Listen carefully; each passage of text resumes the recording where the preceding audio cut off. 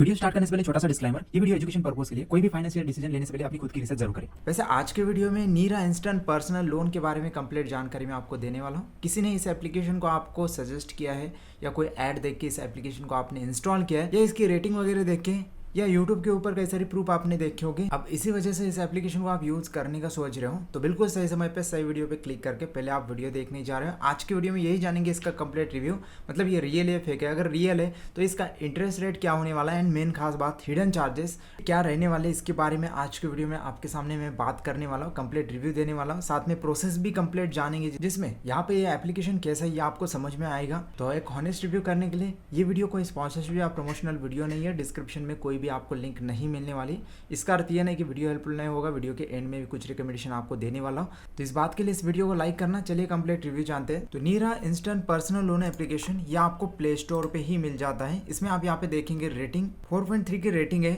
अब रेटिंग के हिसाब से कुछ समझ में आएगा एप्लीकेशन रियल है फेक है। तो इसके लिए सबसे पहले चीज़ ये आती है लोन लेने से पहले कि एक्चुअली लोन प्रोवाइडर कौन है, कौन लोन देता है, वो भी आरबीआई रजिस्टर है या नहीं। तो एप्लीकेशन मैंने यहाँ पे चेक किया अबाउट दिस ऐप में आके, तो यहाँ पे मुझे यहाँ पे एक चीज़ तो पता चली है कि एप्लीकेशन खुद यहाँ पे लोन प्रोवाइड नहीं करता है। ट्रस्टेड लैंडिंग पार्टनर के संग काम करके उनसे लोन यहाँ पे आपको दिलाता है। जैसे कि कंपनी की बात करेंगे तो ट्रस्टेड लैंडिंग पार्टनर इन्होंने ये दिए, कम से कम 8 यहाँ पे लैंडिंग पार्टनर है। तो इनमें से एक आपको रिकमेंड हो सकता है, ये कई सारे रिकमेंड हो सकते हैं, उसके ऊपर आगे बात करेंगे।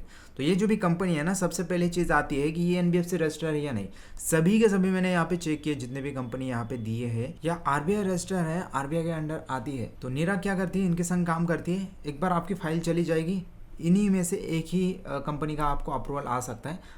तो सबसे पहले इस चार्ट को देख लीजिए जिसमें एनबीएफसी कंपनी की ये लिस्ट मैंने यहाँ पे निकाली है। बाकी इंटरेस्ट रेट कितना लगने वाला है, मिनिमम सिबिल स्कोर कितना होने चाहिए, प्रोसेसिंग हिडन चार्जेस कितना है, प्रोसेसिंग टाइम कितना है इंस्टेंट लोन के लिए, स्टार यहाँ पे मैंने ऐड किए जिसके हिसाब से आप डिसाइड कर पाएंगे। तो इस सेकंड चार्ट में इसके processing bound charges another charges की जानकारी दी है, इसे भी देख लीजिए। अब यहाँ पे एग्जांपल के साथ भी इन्होंने सब कुछ चीज़ें बताई है, जैसे कि लोन अमाउंट 14,999 का आपको मिल जाता है। इसमें यहाँ पे इंटरेस्ट प्लस एपीआर जितना भी है वो 36%, 36% साल का यहाँ पे पड़ेगा। टाइम की बात करेंगे तो यहाँ पे 6 महीने का टाइम यहाँ पे मिलेगा। प्रोसेसिंग फी आप देखेंगे तो 826 रुपये पड़ेगी। अमाउंट डिस्ट्रीब्यूट कितने होने वाली है वो यहाँ पे आप देख लीजिए। ईएमआई अमाउंट कितने लगने वाली है, हर महीने कितना आपको पड़ेगा वो चेक कर लीजिए। 6 महीने के हिसाब से ये कितने होने वाले वो यहाँ पे दिया है। बाकी यहाँ पे टोटल इंटरेस्ट कितना जाने वाला है 6 महीने के हिसाब से वो यहाँ पे दिया है। बाकी total cost, processing fee, interest late plus late fee, ये सब मिला के आप देख सकते हो कितना यहाँ पे पड़ने वाला है। टोटल रीपेमेंट यहाँ पे हम ऐड कर लेंगे, ये सब ऐड करके रीपेमेंट कितना जाएगा 16,613। तो ये एग्जांपल के साथ बताया है कि लोन के ऊपर कितना चार्जेस वगैरह सब कुछ क्या लगने वाला है। तो बात करते हैं प्रोसेस की। तो प्रोसेस करने की ज़रूरत नहीं, पहले देख लीजिए, समझ लीजिए। जैसे कि मैं एप्लीकेशन अभी ओपन करता हूँ, जैसे ओपन करूँगा तो लॉगिन हमें यहाँ पे करना होता है। चलिए अपना मोबाइल नंबर डाल के गेट ओटीपी इसके ऊपर मैं क्लिक करता हूँ। तो बाकी नंबर पे ओटीपी आ गया था, ऑटोमेटिक वेरीफाई हो गया। तो आगे 2 ऑप्शन आ गए, salary, own business, self employ. तो मैं यहाँ पे own business self employ select करता हूँ। आगे यहाँ पे मोड ऑफ इनकम सिलेक्ट करनी होती है। सैलरी या बिजनेस की इनकम कैसे आती है वो आपको सिलेक्ट करना होता है। कैश में आती है, बैंक डिपॉजिट, या दोनों भी तरीके से। तो बैंक अकाउंट इसके ऊपर मैं क्लिक करता हूँ। बाकी यहाँ पे मंथली इनकम कितनी आती है वो हमें सिलेक्ट करनी होती है, मैं यहाँ पे डाल देता हूँ। तो डालने के बाद एक नोट आता है, तो यहाँ पे इस पर हमें क्लिक करना होता है। आगे ईमेल सेलेक्ट करके ओके मैंने किया। आगे यहाँ पे मेरे सामने और डिटेल यहाँ पे पूछ रहा है, जैसे कि यहाँ पे आधार का नाम डालना होता है, मैंने यहाँ पे डाल दिया। बर्थ ऑफ डेट सिलेक्ट करनी होती है, मैं सिलेक्ट करता हूँ। नीचे वर्क एक्सपीरियंस यहाँ पे आपको सिलेक्ट करना होता है, तो मैंने यहाँ पे 7 मंथ 2 ईयर्स का यहाँ पे डाल दिया। बाकी नीचे रेसिडेंटल एरिया का पिन कोड आपको डालना है, जहाँ पे आप रहते हो। पिन कोड मैंने यहाँ पे डाल दिया, यहाँ पे टिक करके प्रोसीड करता हूँ। आगे बेसिक से डिटेल, जेंडर से मेल फीमेल, मेल सिलेक्ट किया। बाकी मैरिटल स्टेटस मैरिड हो सिंगल हो वो सिलेक्ट करना, सिलेक्ट मैंने किया। बाकी मोबाइल नंबर आधार से लिंक है या नहीं, यस नो, यस मैंने किया। बाकी यहाँ पे अदर अभी लोन एक्टिव है या नहीं, यस मैं अभी कर देता, एक्टिव है। बाकी मैं प्रोसीड पर क्लिक करता हूँ। तो क्लिक करते ही सेल्फ एम्प्लॉय के कारण मेरा जो लोन है वो यहाँ पे रिजेक्ट हो गया था। 60 दिन के बाद आप यहाँ पे रीट्राई कर सकते हैं, मैंने चेक किया। बाकी मैंने यहाँ पे जो सैलरी पर्सन है उनका भी यहाँ पे ट्राई किया, मेरे फ्रेंड का ही ट्राई किया था। तो उसको यहाँ पे 1 लाख तक की लिमिट यहाँ पे मिली थी। उसमें आप यहाँ पे देख सकते हो टाइम 12 मंथ का यहाँ पे मिला, जिसमें यहाँ पे आप देख सकते हैं इंटरेस्ट रेट 36%, पर ईयर यहाँ पे बताया जा रहा है। इसमें आप देखेंगे 95,000 यहाँ पे मैंने सिलेक्ट किया, उसके हिसाब से EMI कितना बन रहा है। बाकी ये मैंने मिनिमम पे रखा 5,000 तक एंड 12 मंथ का यहाँ पे टाइम पीरियड सिलेक्ट किया, तो उसके हिसाब से भी EMI यहाँ पे मेरा कितना बन रहा है आप चेक कर सकते हो। बाकी ये अमाउंट हमने कम किए थे 5,000 मिनिमम यहाँ पे कर सकते हैं, इसके हिसाब से EMI आप चेक कर सकते हो। 12 मंथ का ही समय यहाँ पे सिलेक्ट करने का ऑप्शन हमारे सामने आ चुका था। बाकी प्रोसीड टू लोन एप्लीकेशन, इसके ऊपर हमने क्लिक किया, तो क्लिक करने के बाद कुछ परमिशन यहाँ पे ये लेता है एप्लीकेशन, कैलेंडर, इमेज, अनदर और भी कई सारे। तो यहाँ पे ओके आई अंडरस्टूड इसके ऊपर हमें क्लिक करना होता है, इसके ऊपर टिक करके।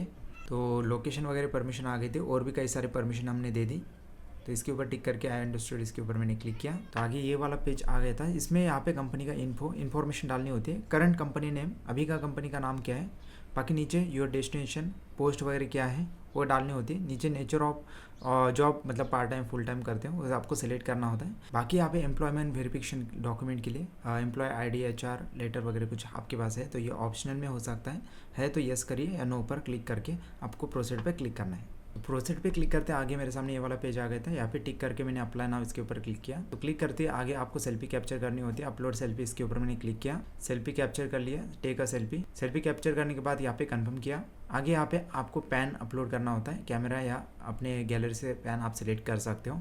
सिलेक्ट करके प्रोसीड किया, तो इमेज के अनुसार यहाँ पे पैन नंबर आ गया, सबमिट किया।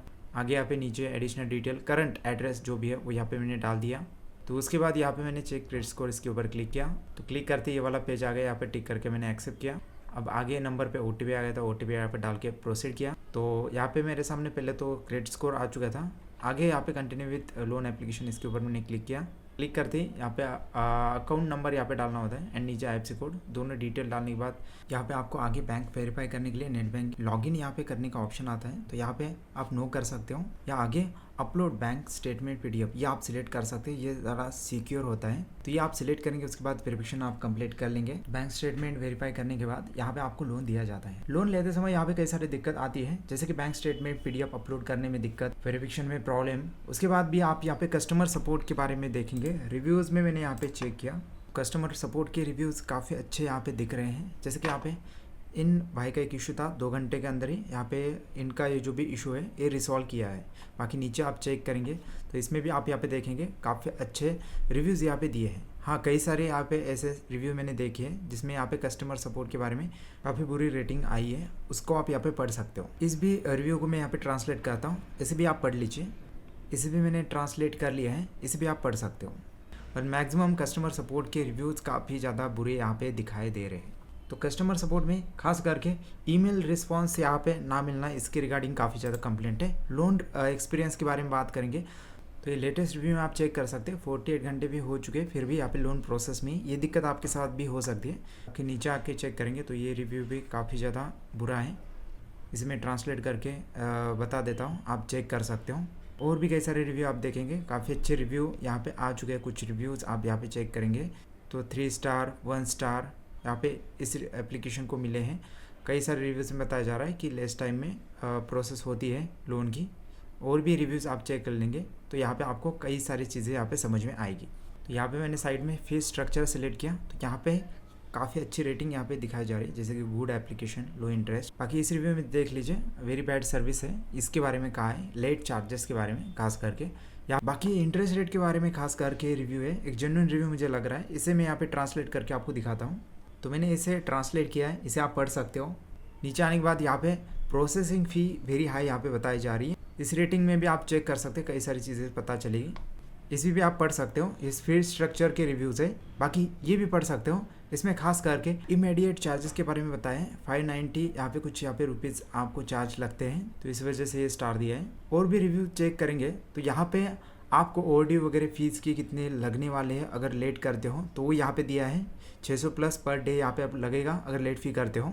नीचे भी और भी यहाँ पे रिव्यूज़ है, इसे आप यहाँ पे चेक कर सकते हैं एप्लीकेशन कैसा है, वो यहाँ पे आपको क्लियरली समझ में आएगा। तो ये सभी रिव्यूज़ एक बार समराइज करने के बाद यहाँ पे पता चल रहा है इस रिव्यू के द्वारा जो गूगल AI ने समराइज़ किया है। तो यहाँ पे बताया जा रहा है कि क्विक लोन लेना है, अप्रूवल यहाँ पे जल्दी चाहिए, फ्लेक्सिबल EMI आपको चाहिए, तो एप्लीकेशन हेल्पफुल है।